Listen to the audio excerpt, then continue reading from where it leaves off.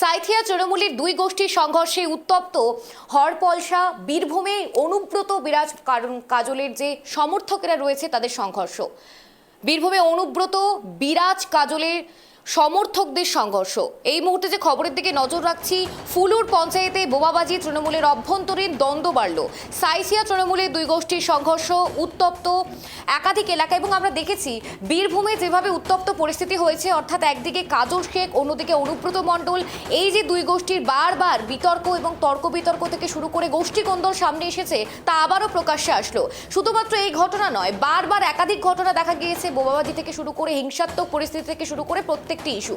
কিন্তু নির্বাচনের আগ মুহূর্তে যখন তৃণমূলের অন্দরমহলে একাধিক গোষ্ঠী কোন্দল সামনে আসছে, সেখানে দাঁড়িয়ে 26শে বিধানসভা নির্বাচনে ঠিক কতটা প্রভাব পড়ে সেদিকে তো নজর থাকবে। আমরা এই বিষয় নিয়ে আরো বিস্তারিত আপনাদেরকে তথ্য দেবো। আমাদের সঙ্গে টেলিফোন লাইনে রয়েছে আমাদের প্রতিনিধি জয়ন্ত। জয়ন্তকে জানা যাচ্ছে, এই যে বীরভূমে আমরা দেখছি একদিকে কাজল, অন্যদিকে অনুব্রত মণ্ডল, তাদের যে গোষ্ঠীদ্বন্দ্ব বারবার প্রকাশ্যে এসেছে, এই মুহূর্তে দাঁড়িয়ে আবারও কি তথ্য উঠে আসছে? দেখো, একেবারেই তুমি যেমনটা বললে, যখন যত ভোটের সময় দিন কিন্তু এগিয়ে আসছে, ততই কিন্তু বীরভূমের যে গোষ্ঠীদ্বন্দ্ব তা কিন্তু আবারও কিন্তু দেখা যাচ্ছে। তোমাকে জানিয়ে রাখি, বীরভূমের এবার কিন্তু ফুলুর পঞ্চায়েতে, সাঁইথিয়া থানার যে ফুলুর পঞ্চায়েত রয়েছে, সেখানকে এই হরপলসা যে গ্রাম রয়েছে, সেখানেই কিন্তু বোমাবাজি ঘটনা ঘটে এবং এই ঘটনায় প্রায় 6 জন মতো আহত হয়েছে। এবং শুধু বোমাবাজি নয়, ইট বৃষ্টিও হয়েছে, এমনটাও কিন্তু জানা যাচ্ছে। দুই গোষ্ঠীর মধ্যে সংঘর্ষ, মূলত অনুব্রত মণ্ডল এবং কাজল গোষ্ঠীর মধ্যেই সংঘর্ষ, এমনটাই কিন্তু তাদের তরফ থেকে কিন্তু জানানো হচ্ছে। এবং ব্যাপকভাবে কিন্তু এই গ্রামে কিন্তু এই ইট বৃষ্টি এবং সংঘর্ষ হয়েছে এবং এই সংঘর্ষে কিন্তু 6 জন আহত হয়েছে। তাদেরকে স্থানীয় যে সাঁইথিয়া যে মহকুমার হাসপাতাল, সেখানে তাদেরকে প্রাথমিক চিকিৎসা করা হয়েছে। ইতিমধ্যেই তোমাকে জানিয়ে রাখি যে ঘটনায় কিন্তু সাঁইথিয়া থানা পুলিশ সেখানে পৌঁছেছে।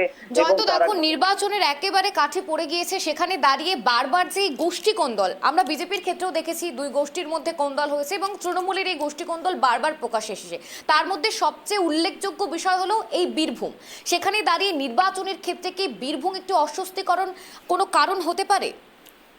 একেবারেই তুমি যেমনটা বলে, যেভাবে বীরভূমের গত কয়েক বছর ধরে যেভাবে গোষ্ঠীদ্বন্দ্ব, অনুব্রত মণ্ডল জেল থেকে ছাড়া পাওয়ার পর যেভাবে তৃণমূলের যে গোষ্ঠীদ্বন্দ্ব বিভিন্ন জায়গায়, শুধু সাঁইথিয়া বলে নয়, বীরভূমের বিভিন্ন প্রান্তে কিন্তু যেভাবে দেখা যাচ্ছে, তাতে কিন্তু একটি মাথা ব্যথার কারণ হয়ে দাঁড়াবে, এমনটাও কিন্তু মনে করা হচ্ছে। এই গোষ্ঠীদ্বন্দ্ব মেটাবার জন্য তৃণমূল সুপ্রিম বারবার বৈঠক করেছেন এবং তাদেরকে মিটিয়ে নেওয়ার কথা বলেছেন। কোথাও কিন্তু এই বৈঠক করার পরও কিন্তু এই গোষ্ঠীদ্বন্দ্ব কিন্তু এখনো পর্যন্ত কিন্তু মিটছে না। বারবার কিন্তু কর্মী সমর্থকদের মধ্যে বিভিন্ন জায়গায় কিন্তু দেখা যাচ্ছে এবং তার ব্যতিক্রম কিন্তু গতকালকেও কিন্তু ঘটলো সাঁইথিয়া থানার এলাকাতে। এই ঘটনা কিন্তু আবারও কিন্তু দেখা গেল। অর্থাৎ দেখা যাচ্ছে যে যত কিন্তু ভোট এর সময় দিনক্ষণ যত এগিয়ে আসছে, কিন্তু বীরভূম কিন্তু এই গোষ্ঠীদ্বন্দ্বে। জয়ন্ত, দেখো এই নির্বাচনকে কেন্দ্র করে আমরা দেখেছি শীর্ষস্থানীয় নেতা নেতৃত্বরা, অর্থাৎ অভিষেক বন্দ্যোপাধ্যায়, এই মুহূর্তে তিনি প্রত্যেকটি ক্ষেত্রে যে রণসংকল্প যাত্রা করেছেন, সেখানে দাঁড়িয়ে কোথাও যাতে কোনো ফাঁকফোকর না থাকে সেই চিত্রগুলো তিনি তদারকি করছেন। কিন্তু তারই মাঝে এই গোষ্ঠী কোন্দল, নির্বাচনের ক্ষেত্রে কি অস্বস্তি হতে পারে? একেবারে নির্বাচনের ক্ষেত্রে তৃণমূলের কিন্তু এটা কিন্তু অস্বস্তির কারণ হয়ে দাঁড়াবে।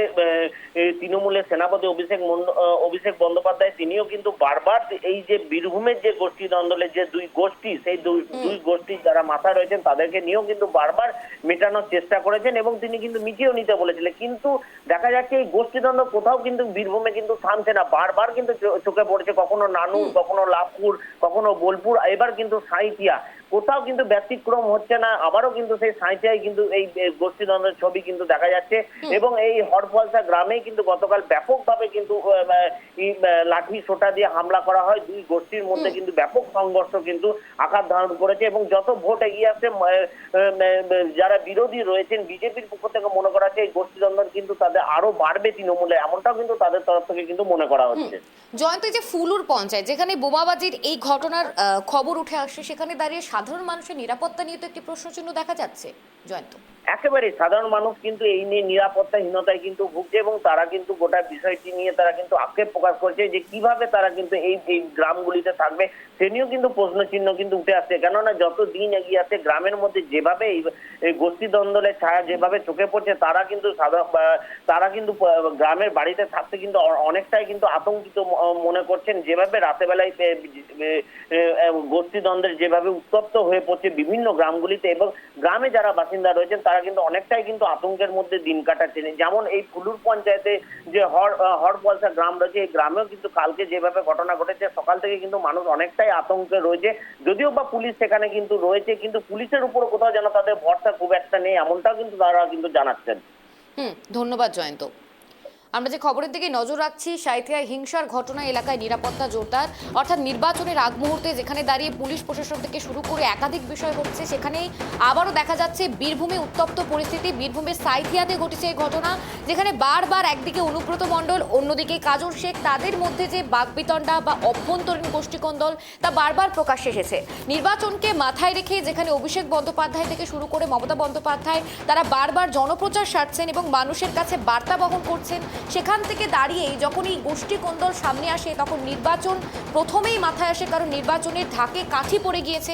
তার আগে এই গোষ্ঠী কোন্দল সত্যি অস্বস্তিতে পড়তে পারে কিনা তৃণমূল কংগ্রেস, তা নিয়ে এখন প্রশ্নচিহ্ন রয়েছে।